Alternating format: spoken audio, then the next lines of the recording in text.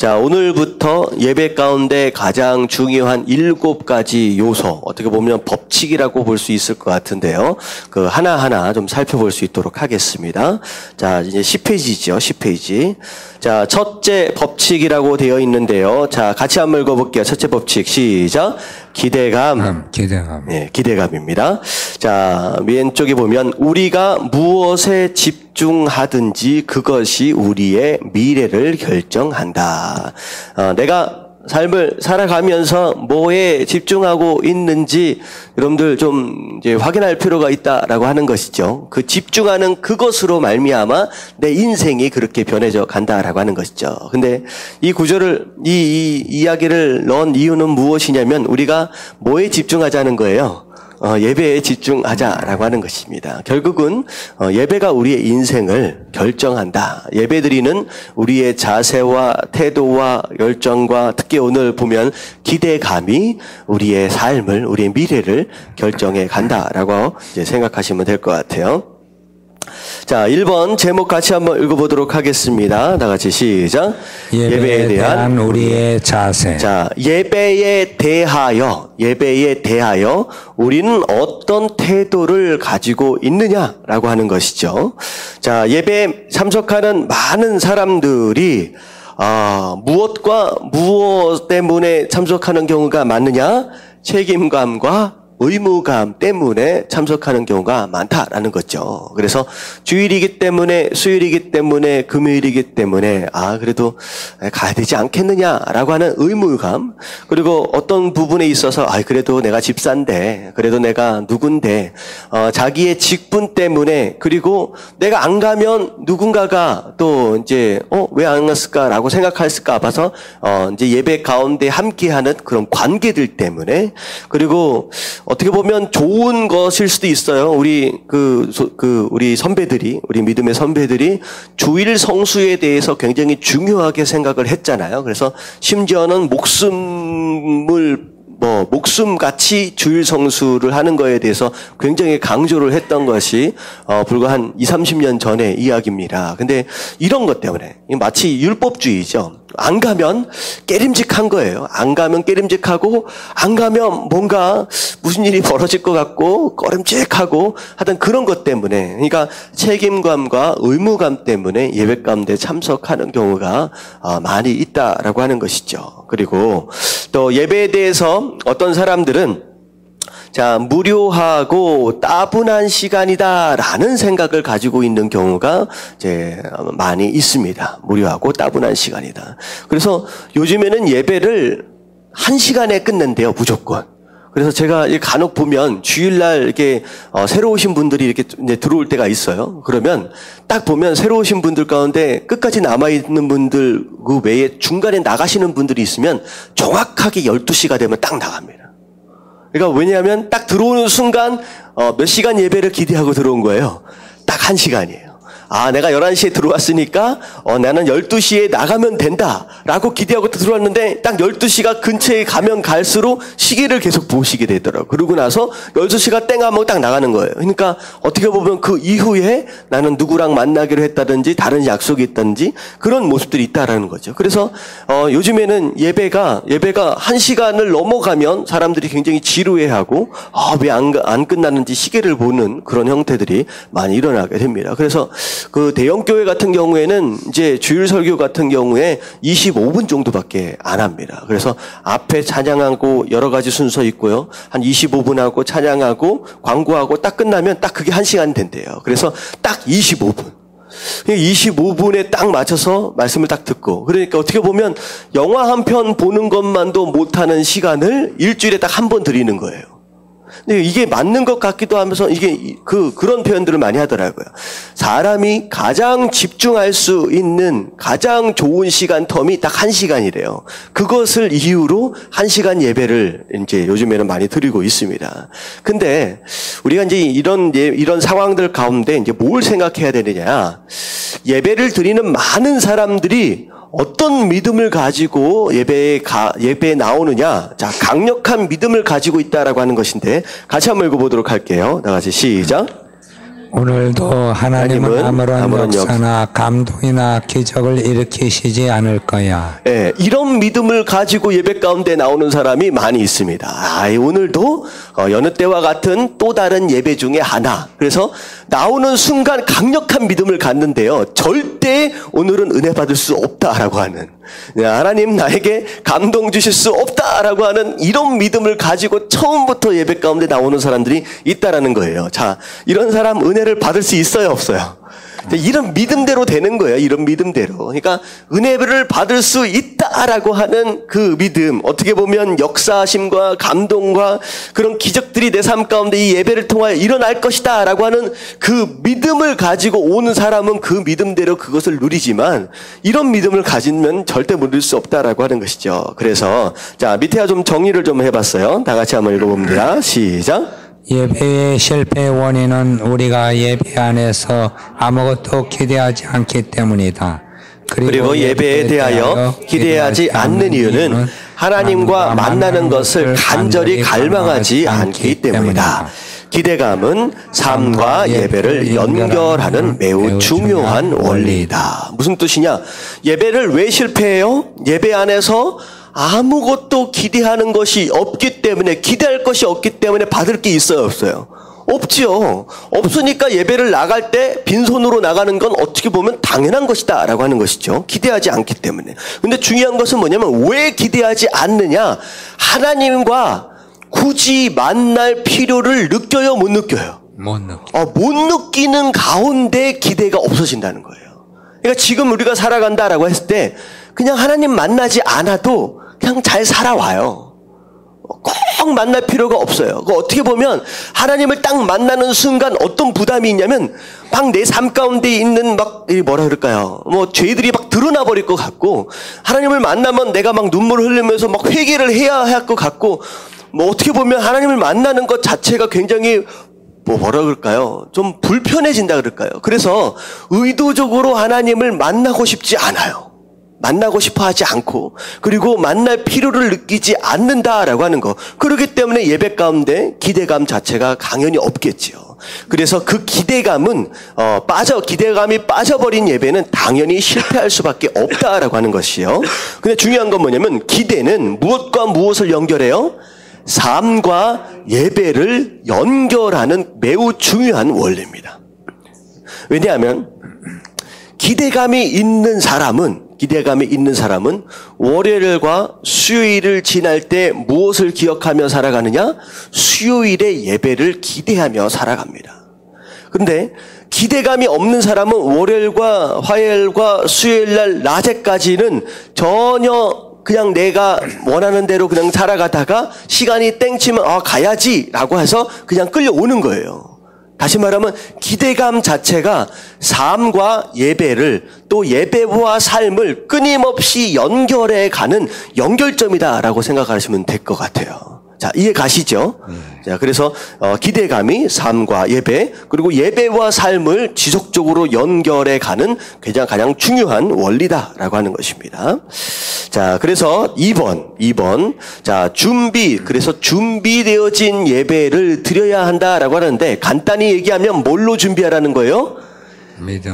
믿음을 준비하라. 이게 어떻게 보면 오늘 이제 기대감이죠. 기대감을 준비하는 그런 예배가 되어져야 한다라고 하는 거. 자, 히브리서 11장 6절 말씀은 제가 우리 강의 때마다 계속 이제 나오는 말씀인데요. 다시 한번 정리하고 넘어가도록 하겠습니다. 자, 11장 6절 말씀 다 같이 시작. 믿음이 없이는 하나님을 기쁘시게 하지 못하나니 하나님께 나아가는 자는 반드시 그가 계신 것과 또한 그가 자기를 찾는 자들에게 상 주시는 이심을 믿어야 할지니라. 자, 믿음이 없이는 하나님을 기쁘시게 할 수 없다. 그래서 뭘 믿어야 하느냐? 두 가지를 믿어야 된다라고 말씀을 드렸죠. 하나님께 나아가는 자는 반드시 그가 계신 것을 믿어야 한다. 제가 이 구절을 뭐라고 표현을 했느냐? 우리 마음 가운데 준비되어야 할 그거. 뭐라 그랬어요? 하나님 계신다라고 하는 것을 믿어야. 이건 경외감이라고 말씀을 드렸습니다. 경외감으로 준비되어져야 한다라고 말씀을 드렸고요. 그건 이제 나중에 한번 더 설명을 좀 드리도록 하겠습니다. 근데 중요한 건 뭐냐면 그 뒤에요. 그가 하나님께서 자기를 찾는 자들에게, 이 얘기는 결국은 누굴 얘기하느냐? 예배 가운데 나온 자들을 의미하는 거예요.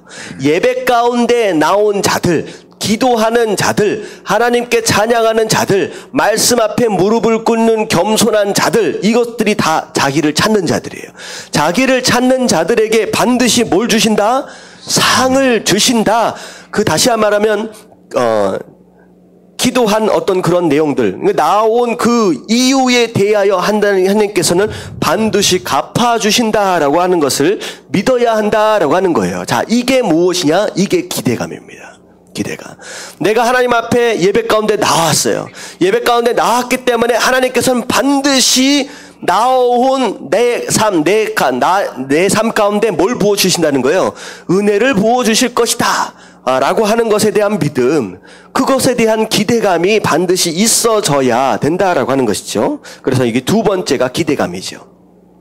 자, 믿음을 두 가지로 설명을 했어요. 자, 경외함과 기대감으로. 자, 그래서 밑에를 보면 다 같이 한번 읽어볼게요. 시작. 기대감이란 어떤 일이 이루어지기를 바라고 기다리는 심정이다. 우리가 무엇을 할 때 기대감이 없다는 것은 그 일이 나에게 별 볼 일 없다는 의미다. 자, 무슨 얘기인지 아시겠죠? 나는 뭘 기대하지 않는다라고 하는 것은 그 얘기는 곧 뭘 얘기하는 거예요? 나에게 별로 중요하지 않다라고 하는 것과 마찬가지다라는 것이죠. 그래서 즉 그 일에 시간을 투자하고 힘을 쏟고 돈을 투자할 만한 가치가 없는 것이다.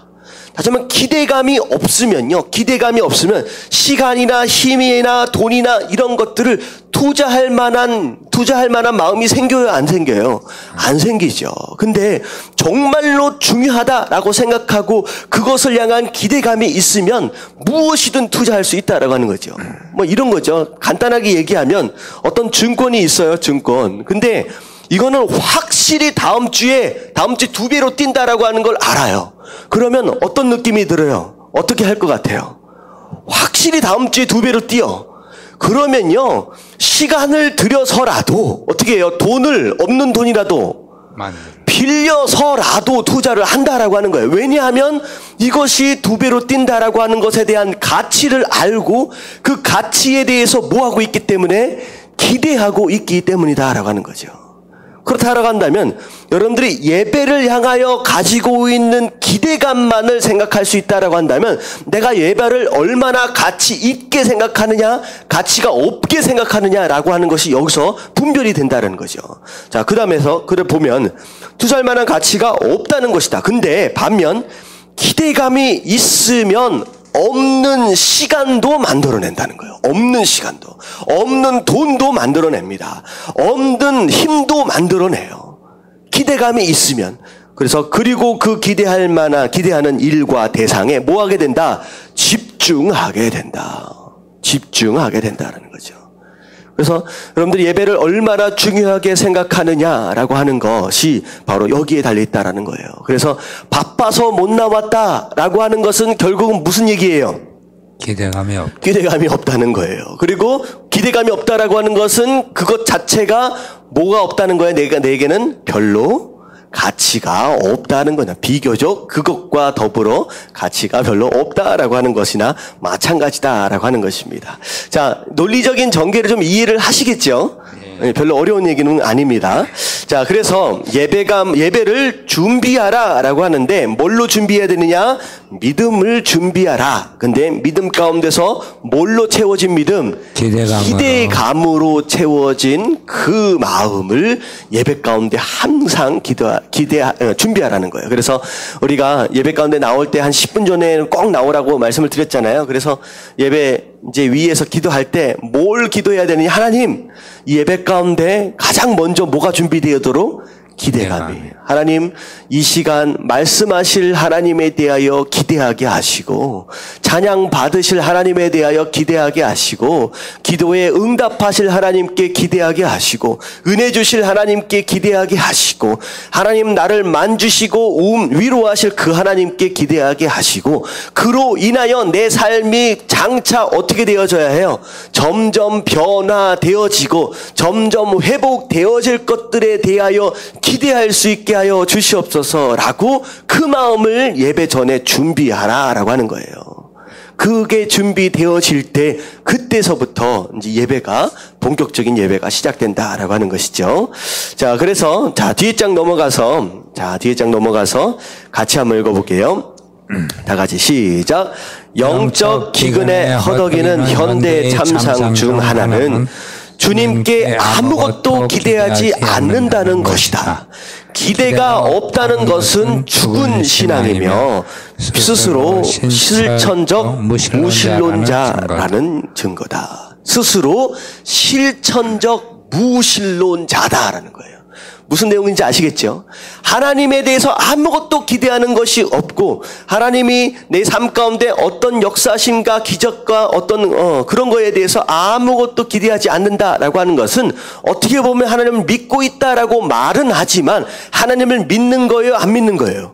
안 믿는 거나 다름이 없다라는 거죠. 그분이 나 삶 가운데 아무것도 하실 일이 없는데 결국은 실천적 무신론자, 신이 없다라고 믿는 거랑 똑같은 거라는 거예요. 신이 없다라고 믿는 거랑 똑같은 거라는 거예요. 그래서 예배 가운데 나왔는데 기대감이 전혀 없어요. 그러면 결국은 하나님을 믿는 거예요? 없는 거예요? 안 믿는 거예요?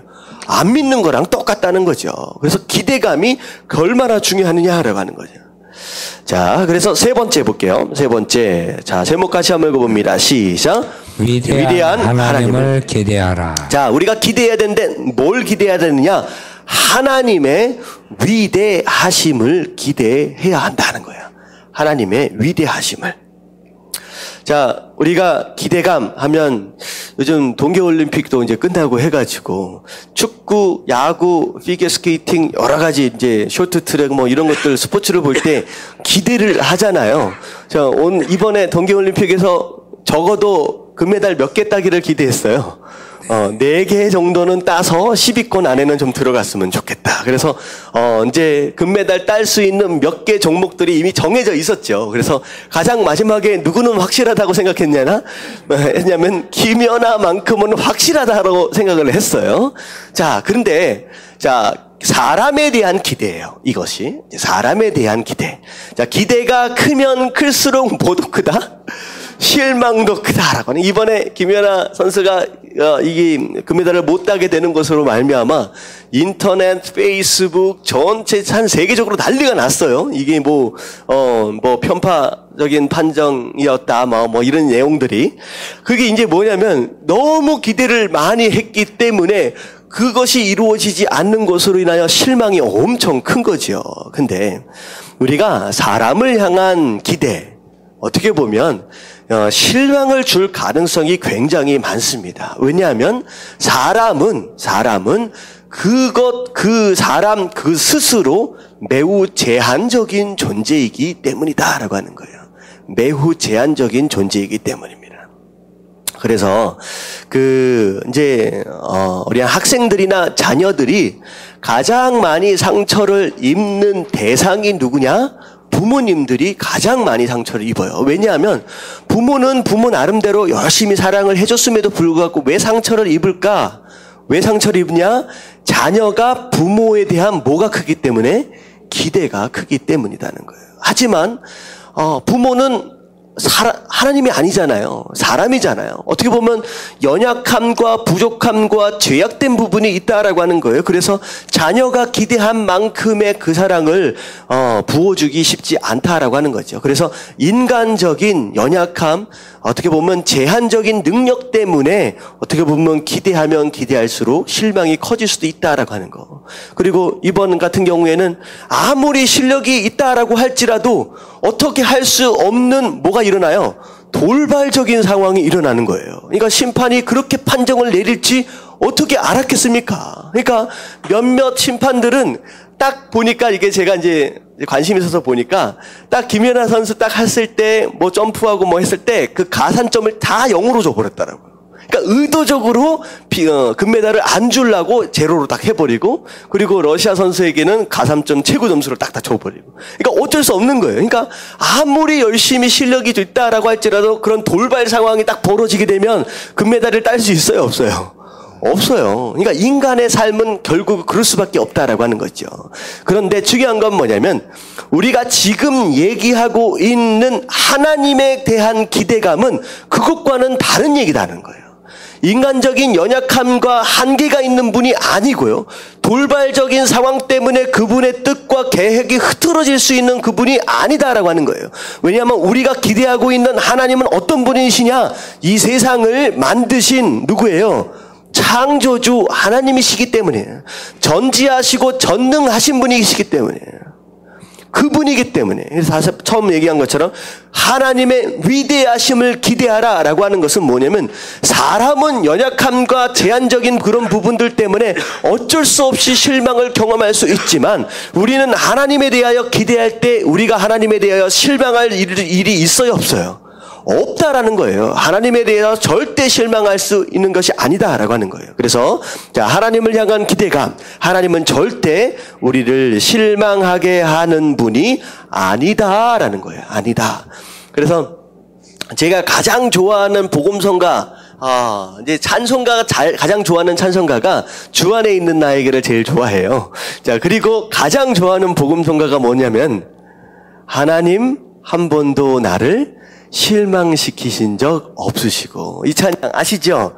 이 찬양을 가장 좋아하거든요. 근데 하나님 한 번도 우리를 실망시키시지 않는다라고 하는 거예요. 근데 자, 솔직히 터놓고 얘기할 때 하나님에 대해서 실망한 적이 있어요, 없어요? 있어요. 왜냐하면 그 실망은 뭐 때문에 생기느냐? 내가 생각한 대로 될 때는 실망 안 하죠. 근데 내가 생각한 대로 안 되면 그때 나는 어떤 마음을 경험하게 되느냐? 그때 실망을 한다라고 하는 거죠. 내가 생각할 때는 이렇게 되는 게 정말로 좋을 텐데 왜 이게 안 됐을까라고 하는 것이죠. 왜 이게 안 됐을까? 그것은 이제 우리가 어떻게 생각을 해야 되느냐? 하나님이 우리의 기도에 어떻게 응답하시느냐라고 하는 것에 대한 것을 정확하게 알면요. 정확하게 알면 그것 또한 실망이 아니다라고 하는 것을 깨달을 수 있습니다. 우리는 항상 무슨 생각을 하냐면, 기도하면 하나님은 뭐라고 대답하셔야 돼요? 예스라고 대답하셔야지 내가 실망하지 않을 거라는 생각을 하는 거예요. 이제 그것에 갇혀 있기 때문에. 근데 이런 겁니다. 우리는 당장 내일 무슨 일이 벌어질지 몰라요. 그리고 내가 구한 그것이 정말 내 인생 가운데 유익한 것인지 아닌지 알아요, 몰라요? 사실은 몰라요. 근데 하나님은 아실까요, 모르실까요? 하나님은요, 우리 인생의 처음과 끝을 다 보고 계시는 분이에요. 그렇기 때문에 내 인생 가운데 뭐가 언제 어느 때 필요한지 정확하게 아시는 분이다라고 하는 거죠. 그렇기 때문에 하나님의 응답에 대한 신뢰가 있다라고 한다면 절대 실망하지 않습니다. 절대 실망하지 않습니다. 자, 네 가지 말씀을 드렸어요. 하나님께서 우리 삶과 우리 기도에 응답하시는 네 가지 방법. 첫 번째는 뭐라고 응답하셔요? 우리가 가장 좋아하는 거, 예스. 그냥 주시면 얼마나 좋겠습니까? 자, 이게 가장 우리가 좋아하는 응답이죠. 자, 두 번째 응답은 노 하실 때 있습니다. 자, 노 할 때는 우리가 실망하죠. 하지만 오히려 노가 우리 삶 가운데 더 유익일 수 있어요. 그것이 내게 정말로 독이 될 수 있다라고 한다면 안 주는 게 맞는 것이죠. 그래서 노 할 수 있다라고 노 하셨다라고 할 때도 우리가 실망하지 않고 오히려 감사할 수 있어야 됩니다. 자, 그리고 자, 세 번째, 또 하나님 어떻게 응답하세요? 영어로 얘기하면 wait. 뭐예요? 좀만 기다려라. 좀만 기다려라. 하나님께서 우리 삶 가운데 그게 필요한 줄 아세요? 하지만 지금은 아니라는 거예요. 조금만 더 기다리길 원하실 때가 있어요. 원하실 때가. 이게 세 번째 응답의 방법입니다. 자, 네 번째, 하나님 또 어떻게 응답하세요? 보통 제가 많이 경험하는 응답입니다. The better one. 뭐냐면 더 좋은 것으로. 내가 생각할 때는 요거 구하는 것이 내가 생각할 때 최선의 것이라고 생각을 하는데 하나님은 이것보다도 훨씬 더 좋은 것들로 예비하셨을 때가 있다는 거예요. 저는 이제 미국에 이제 유학 생활을 할 때도 그렇고 사역을 할 때도 그렇고 이런 경우들을 많이 경험을 하게 됩니다. 저는 요만한 거 구했는데 나중에 돌아보니까 이게 아니라 더 큰 것들로 채워주셨던 그런 내용들을 많이 경험을 하거든요. 그래서 이 4가지 기도 응답에 대해서 여러분들이 마음가짐에 좀 둘 필요가 있어요. 그래서 이 4가지 중에 어느 것이든 어느 방법으로 응답하셨든 4개는 뭐 한 거예요? 4개는 다 좋은 것입니다. 자, 그렇다라고 한다면 우리가 하나님에 대하여 실망할 필요가 있어요, 없어요? 없다라고 하는 거예요. 절대 하나님에 대해서 실망하지 마십시오. 하나님에 대해서 실망한다라고 하는 것 그 자체는 오히려 어떻게 보면 하나님에 대한 불신이다라고 생각할 수도 있다라고 하는 것입니다. 자, 밑에 시편 37편 9절 말씀 같이 한번 읽어볼게요. 시작. 진실로 악을 행하는 자들은 끊어질 것이나 여호와를 소망하는 자들은 땅을 차지하리로다. 고대의 땅이라는 것은 굉장히 중요한 거지요. 어떻게 보면 기업이다라고 비즈니스다라고 생각할 수 있는 것인데 하나님을 향하여 여호와를 소망하는 자들은 한마디로 얘기하면 하나님을 향하여 뭐하는 사람들? 기대하는 사람은 땅을 주시겠다라고 하는 거야. 땅을 주시겠다. 자, 요한복음 7장 38절 다 같이 시작. 나를 믿는 자는 성경의 이름과 같이 그 배에서 생수의 강이 흘러나오리라 하리니.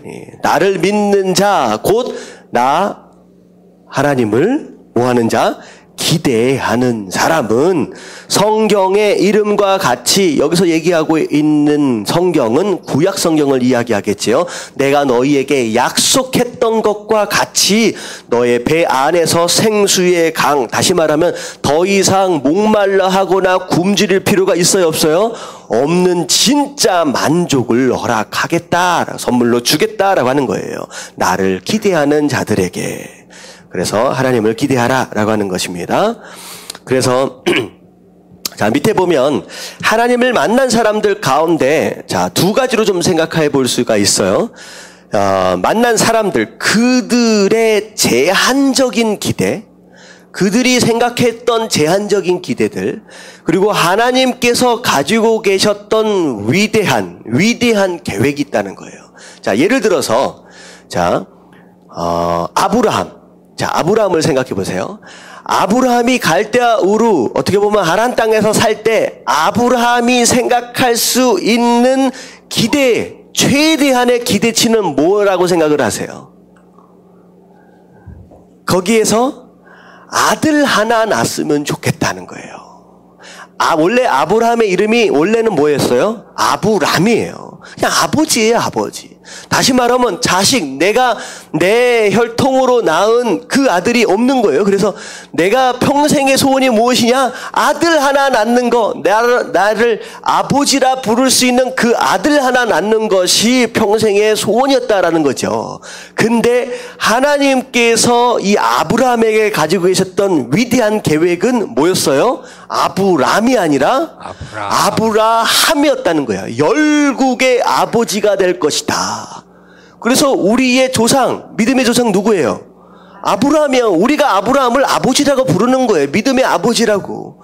이 많은 민족들의 아버지가 될 것을 하나님께서는 미리 준비하고 계셨다는 거죠. 비교가 돼요, 안 돼요? 안 되죠. 한 사람의 아버지, 이게 아니라는 거죠. 자, 아브라함도 그랬었죠. 또 생각해 보세요. 자, 모세. 자, 모세가 꾸고 있었던 꿈, 80대 때까지 광야에서 장인의 양을 치고 있었던 모세가 꿀 수 있는 꿈, 그 기대는 어떤 꿈이냐? 장인이 장차 나에게 어느 정도 몇 마리나 되는 양들을 물려줄까라고 하는 것이 기대의 전부입니다. 많이 물려줬으면 좋겠다라고 하는 거예요. 80 될 때까지 장인의 양을 치고 있었잖아요. 근데 하나님께서 이 아브라함에게 가지고 계셨던 위대한 계획은 어떤 계획이에요? 모세. 이스라엘 나라입니다. 모세. 모세, 내가 뭐라 그랬어요? 또 그거를. 예. 하나님께서 모세에게 기대하고 계셨던 계획은 무엇이었느냐? 이스라엘 나라였어요. 나라. 어떻게 보면 지도자라고 편하게 얘기할 수 있지만 사실은 되게 어떻게 보면 엄격하게 얘기하면 왕이에요, 왕. 이스라엘 나라 전체를 다스려가는 왕으로서의 위치였다라고 하는 것이죠. 이건 비교할 수 없는 거라는 거예요. 그래서 우리가 하나님을 향하여 기대한다라고 한다면 하나님은 절대 우리를 실망시키실 분이 아니다라고 하는 것에 대한 내용입니다. 그래서 그런 거예요.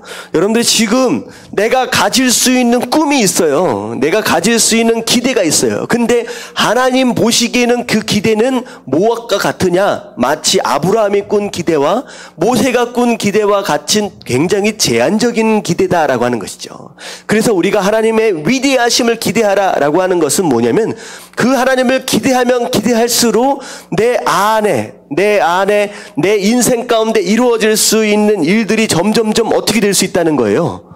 상상할 수 없을 정도로 극대화될 수 있다라고 하는 거죠. 극대화될 수 있다라고 하는 거죠. 그래서 하나님을 기대하라는 거예요. 그래서 하나님을. 그래서 밑에 하나님으로부터 시작. 하나님으로부터 위대한 일을 기대하라. 하나님은 우리 각자를 향해 놀라운 계획을 세워 놓으셨다. 그 계획은 기대감을 통해 시작된다. 기대하지 않으면 그 계획은 시작될 수조차 없다. 예. 하나님께서 놀라운 계획을 세워 놓으셨는데 그 계획은 무엇을 통하여 시작된다? 우리 마음의 기대감을 통하여 시작된다는 거예요. 기대감을 통하여. 다시 말하면 하나님께서 아브라함의 끊임없이 이 기대감을 불어넣으시는 장면이 반복해서 나옵니다. 아브라함이 계속 실망하고 25년을 기다리잖아요. 25년을 기다리니까 얼마나 기대감이 올라갔다 내려갔다 바닥까지 내려가는 거예요. 그럴 때마다 하나님께서 이 기대감을 계속 올려주시기 위해서 어떤 작업을 하세요? 갑자기 자고 있는 아브라함을 끌어내가지고 뭘 보여주세요? 하늘을 보여주시는 거예요. 별을 봐라. 네 후손이 이렇게 많아질 것이다. 결국은 이 시청각 교육을 통하여 뭘 불러일으키는 거예요? 계속 기대감이 꺼지지 않도록 계속 보여주시는 거예요. 바다의 모래를 봐라 라고 하는 거예요. 마찬가지입니다. 여러분들이 끊임없이 이 기대감이 식어지지 않도록 하기 위해서 계속 바라보는 어떤 그런 모습들이 있어야 한다라고 하는 것이죠. 중요한 건 뭐냐면 이게 나중에 좀 설명을 드려야 되는데 여기까지만 얘기하면 조금 오해를 할 수가 있어요. 위대하고 놀라운 계획들을 기대하라 라고 하니까 큰 것만을 생각하는데 중요한 건 뭐냐면 이 큰 위대한 계획은 기대감을 통하여 시작되지만 시작되는 가운데 절대적으로 작은 순종을 통하여 이루어 가십니다. 이게 가장 중요해요. 뭐냐면 갑자기 이스라엘 나라를 맡기시는 게 아니에요. 갑자기 이스라엘 나라를 맡기시는 게 아니에요. 갑자기 열국의 아버지가 되는 게 아니에요. 아브라함이 뭐에 집중해요? 하나 주신 그 이삭에 집중을 합니다. 이삭을 키우는 데 집중을 해요. 그러니까 이 얘기예요.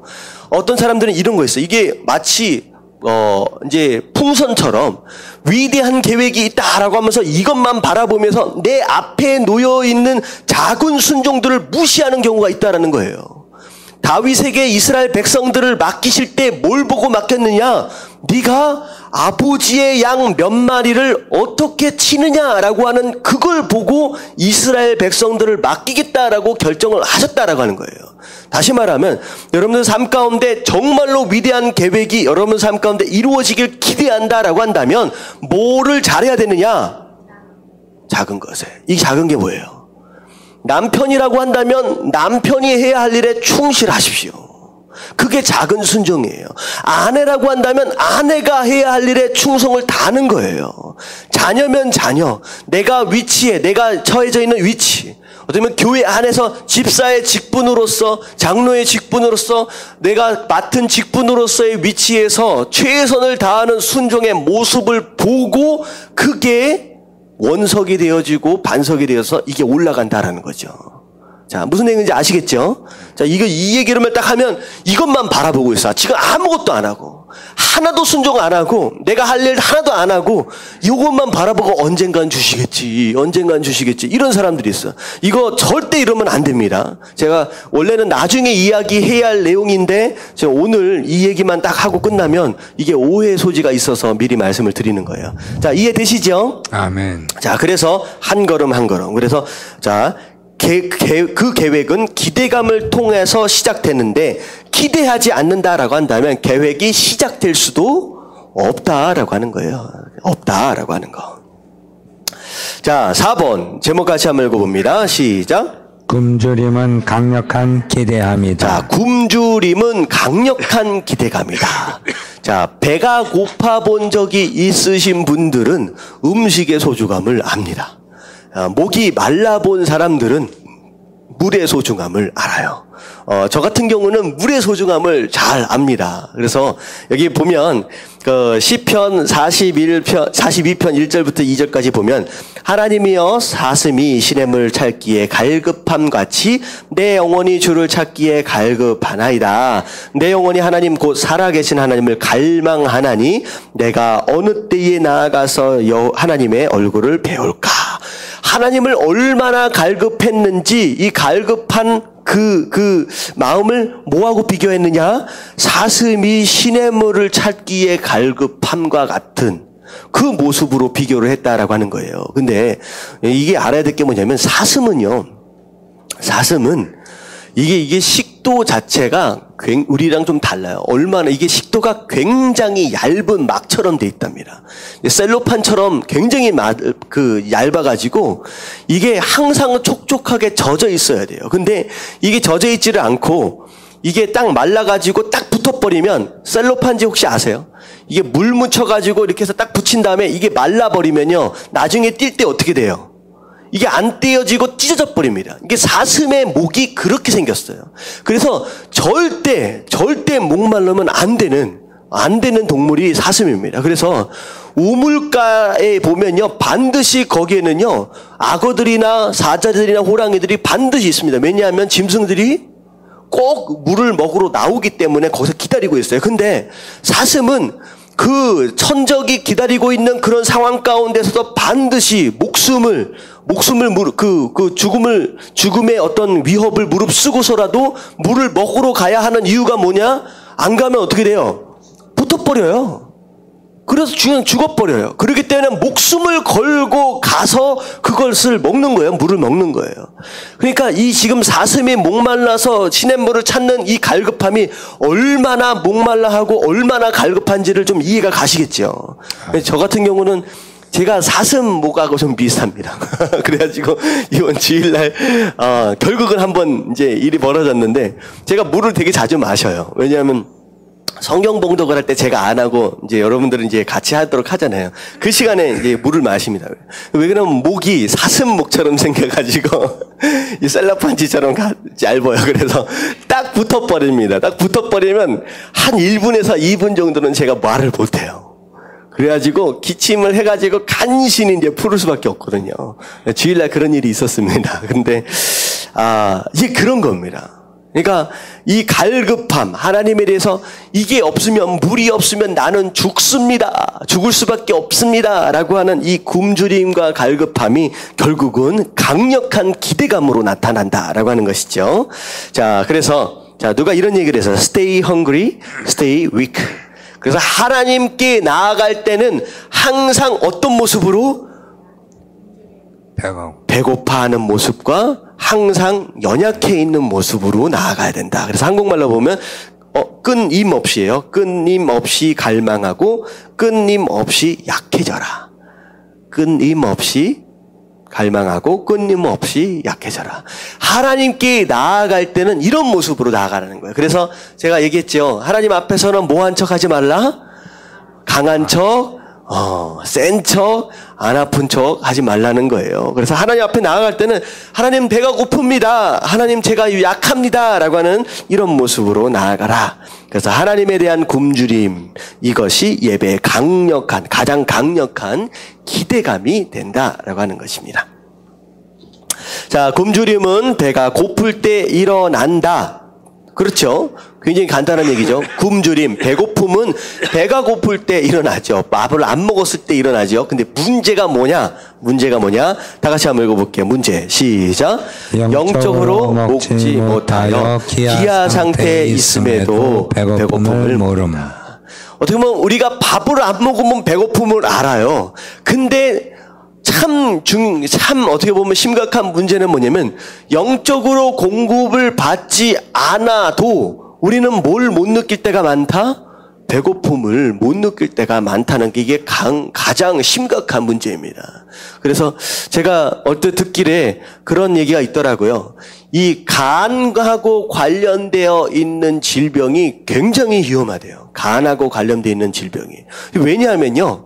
간은 아픔을 못 느낀다는 거예요. 아픔을. 스스로 아픔을 못 느끼고 완전히 다 망가져서 기능을 못할 때가 됐을 때 다른 부분이 아파서 검사를 해보면 간이 완전히 망가져 있는 상태가 된다는 거예요. 간에 관련되어 있는 질병이 가장 무섭대요.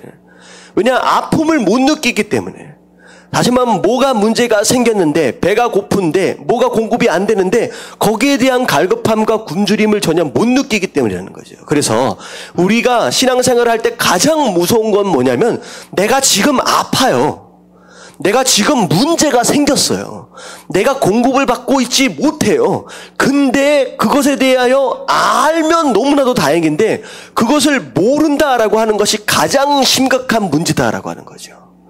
여러분들 여러분 인생 가운데 뭐가 문제인지 아세요? 네, 이게 아는 게 힘이다.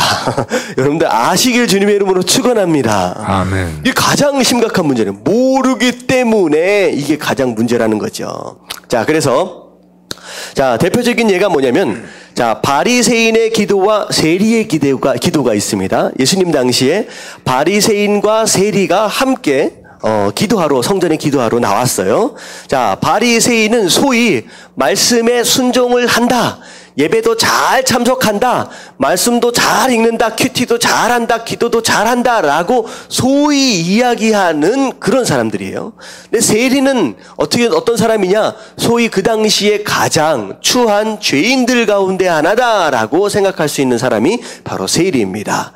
자, 근데 바리새인이 나와서 어떻게 기도했는지 한번 보세요. 자, 누가복음 18장 11절부터 12절까지 보면 바리새인이 서서 따로 기도하여 이르되 하나님이여 나는 다른 사람들 곧 토색 불의 간음하는 자들과 같지 아니하고 이 세리와도 같지 아니함을 감사하나이다. 옆에 세리가 있는데 이 세리와 같지 않게 죄 안 지은 거에 대해서 감사돼요. 참 어떻게 보면 이걸 잘 안 기도인지 어떻게 하는지 이해가 좀 안 돼요. 근데 12절에 보니까 나는 일해에 2번씩 금식하고 또 소득의 11조를 드리나이다 하고 이렇게 기도한 게 끝난 거예요.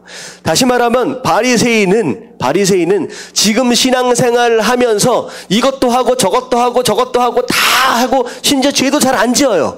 자, 그렇다라고 했을 때 이 바리새인은 아픈 데가 있는 거예요, 없는 거예요? 스스로 생각할 때 전혀 아픈 데가 없어. 자기는 아픈 데도 없고 고장낸 데도 없고 변화되어져야 할 부분이 전혀 없는 사람이에요. 이 기도를 볼 때. 자, 맞죠? 자, 근데 세리의 기도를 보세요. 세리는 멀리 서서 감히 눈을 들어 하늘을 쳐다보지도 못해요. 뭐가 생각나요? 죄가 생각이 나는 거예요. 거룩하신 하나님 앞에 고개도 못 들어. 다만 가슴을 치며 말도 제대로 못합니다. 이르되 하나님이여 불쌍히 여기소서 나는 죄인이로소이다. 이게 기도의 전부입니다. 이 세리는 변화할 게 있어요, 없어요? 있어요. 망가진 데가 있습니까? 있어요. 더 회복되어져야 할 것이 있는 사람이다 라고 하는 것이죠. 그랬을 때 예수님은 누구의 기도가 더 온전한 기도라고 말씀을 하시느냐? 바리새인이 아니라 세리다라는 거예요. 오히려. 자, 그래서 누가복음 18장 14절 말씀 같이 한번 읽어봅니다. 시작. 내가 너에게 이르노니 이에 저 바리새인이 아니고 이 사람이 의롭다 하심을 받고 그의 집으로 내려갔느니라. 무릇 자기를 높이는 자는 낮아지고 자기를 낮추는 자는 높아지리라 하시니라. 네.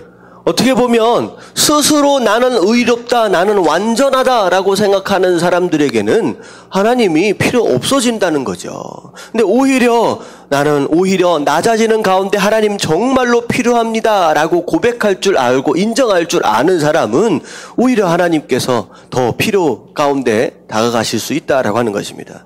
그래서 우리가 예배 가운데 나아갈 때 이런 마음이 있어요. 나는 잘 살았어. 나는 완벽해. 예배도 잘 드리고 큐티도 좀 잘하고 뭐도 잘하고 이 정도면 됐지라고 하는 사람들에게는 결국은 뭐가 없을 수밖에 없다는 거예요. 예배에 대하여 기대감이 없어질 수밖에 없어요. 하나님 별로 내 삶 가운데 하실 일이 별로 없거든. 나는 완전하니까. 하지만 하나님 나는 이런 죄인입니다. 하나님 이것도 공급받아야 됩니다. 여기에서 목마르고 여기에서 배고픕니다. 라고 하는 절실함이 있는 사람은 당연히 예배 가운데 나갈 때 뭐가 있을 수밖에 없어요. 기대감이 있을 수밖에 없다라고 하는 것이죠. 자, 이해가 되시죠? 자, 그래서 밑에 정리를 한번 합니다. 바리새인은 시작. 바리새인은 자신을 남보다 뛰어나게 여기며 자만했습니다. 자, 그렇기에 하나님께 나왔을 때 특별한 변화가 필요하지 않다고 생각했다. 그러나 세리는 자신을 다른 사람과 비교하지 않았다. 그저 거룩하신 하나님 앞에서 죄인임을 인정하며 영적인 굶주림을 고백했다.